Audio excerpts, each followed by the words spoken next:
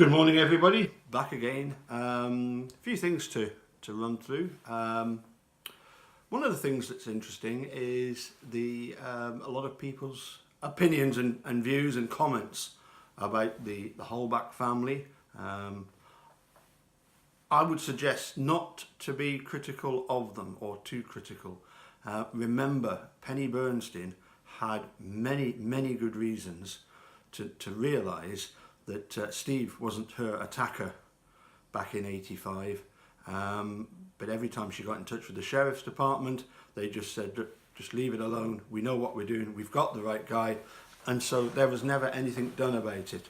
And I do feel that for the Holbachs, it's a somewhat similar situation. Yes, they might have doubts and concerns, but who do they voice those doubts and concerns to? I think, as Erekose has pointed out, the best thing would be to simply try and distance themselves slowly but surely from law enforcement, and not to be quite so friendly with the likes of Sweaty and Wiegert. One question I've asked a few people recently, and still waiting on answers. Back in '03, when Steve was released, we hear that Mark Gundrum worked at trying to get Steve $450,000 as compensation, and I'm just wondering if the idea was give him nearly $500,000 and just be happy with your freedom and just leave it at that, even though there'd been this report by Peg Lautenschlager that said that nobody was to blame. I still don't know if that was the idea back then. Give him the 450, he'll quite happily go off. That's a lot of money for Steve. Let him go off and enjoy it, and we would never have heard any more of the matter. So I wonder if Glyn and Kelly were the obviously his civil rights attorneys, that eventually when Steve got paid $400,000, and of course there's strong suspicion that $400,000 from Dennis Vogel's insurance was simply laundered through Vogel's insurance to settle the civil suit, that money actually came simply from the $450,000 check that Steve was going to get. We do know that of that $400,000, Glyn and Kelly got paid $160,000, and obviously the $240,000 went to Dean and Jerry to do their to try and defend Steve. But one wonders what would have happened had Steve simply accepted the near $500,000. How much of that would he have had to give to his attorneys, or whether that money would have been all Steve's, and so therefore it was the lawyers that really needed to push the civil suit. I'm not trying to criticise anybody here. I'm just trying to get the facts clear in my mind, and hopefully somebody out there can point me in the right direction. One of the things that we still don't know, and obviously I'm not blaming Making a Murderer 2 for this, but we still don't know whose bones those actually are, because they've never been identified as being definitively Teresa's.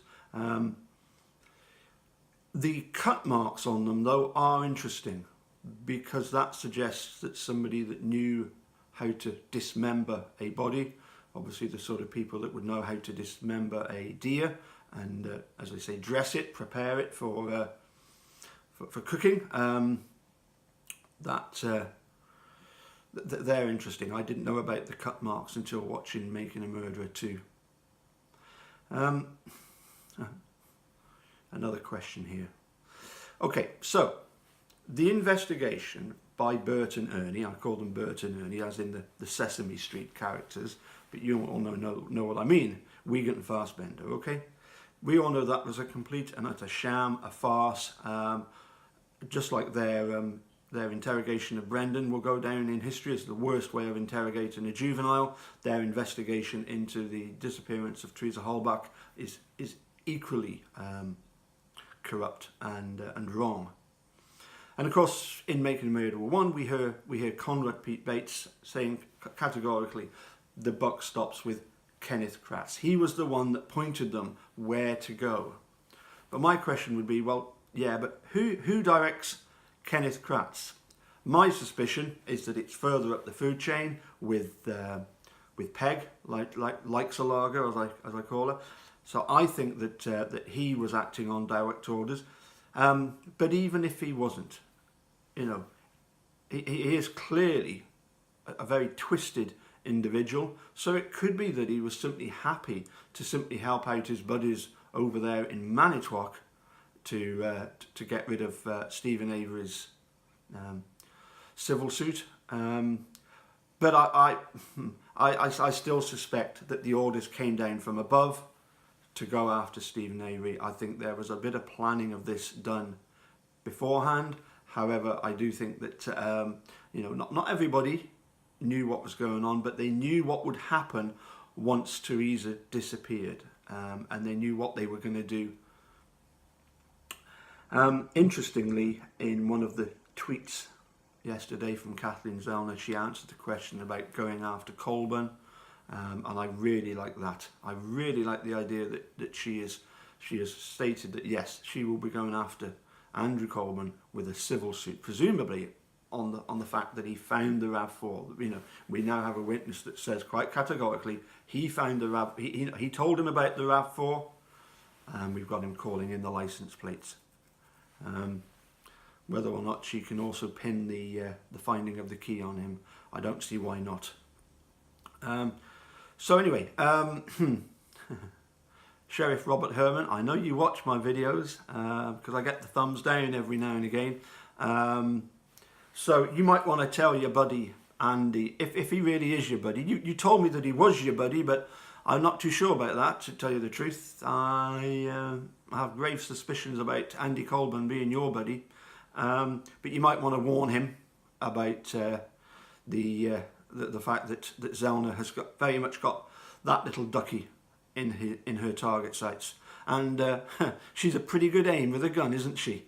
So I think Andy Colburn will soon feel the wrath of Kathleen Zellner. And also, Robert, you once told me in a phone call that they couldn't get any prints out of the RAV4 because there were no suitable surfaces. Utter rubbish, as usual. A complete and utter lie to me, because they got 8 sets of prints out of the RAV4, and we're still trying to find out whose they all are. But we know that one of them was not, well, 2 of them weren't Stephen Brendan. Okay, quickly. Good news for Erekose.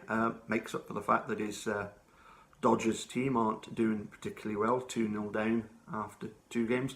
But the good news is that Erekose's channel is now he now has over 3,000 subscribers, and his videos so far have gone over the 750,000 views. So that's absolutely brilliant. His live videos are quite a new idea that he's done since Making a Murderer 2 came out.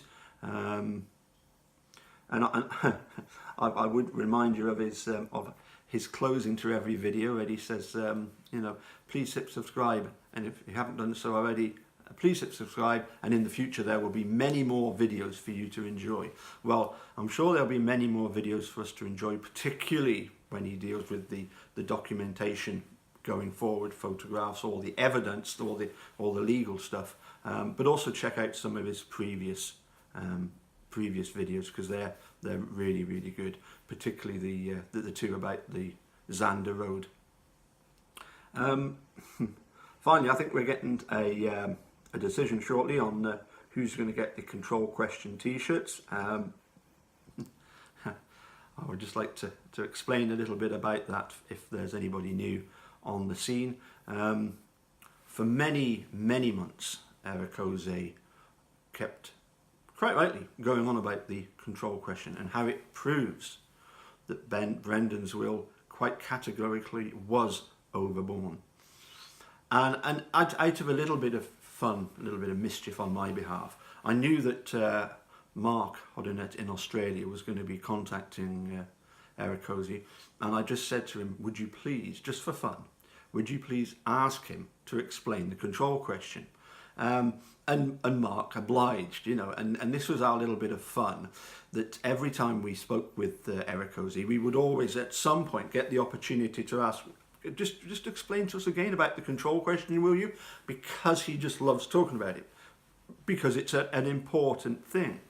And so it was one night we were chatting away, me and Mark, and I said we should make a T-shirt for him, and so we ran a few ideas past one another, and eventually Mark nailed it with the control question T-shirts. We tried to get them done in Manitowoc by the same guy that's done the We All Live on Avery Road T-shirts.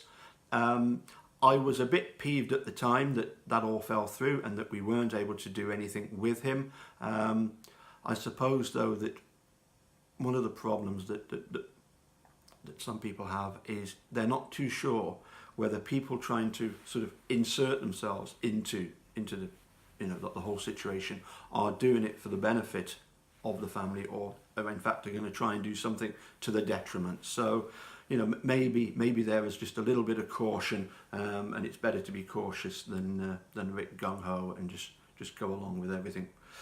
Anyway, that's all I got time for today. So we're looking forward to plenty more live videos from Erekose. I suspect that we might be hearing a little bit more about Captain Crunch in the future. I suspect he's going to try and reopen the case. For those of you that aren't aware of this, the Captain Crunch debate is our own little parody on Making a Murderer, and particularly Brendan and his false confession. I suspect that we're going to be hearing a little bit more about it, but if you see any mention of it, you'll know what we mean. And you can always go back to some of the videos that Erekose has done about it, although I would definitely try and avoid listening to him singing God Save the Queen as a punishment for losing the vote. That you do not want to hear.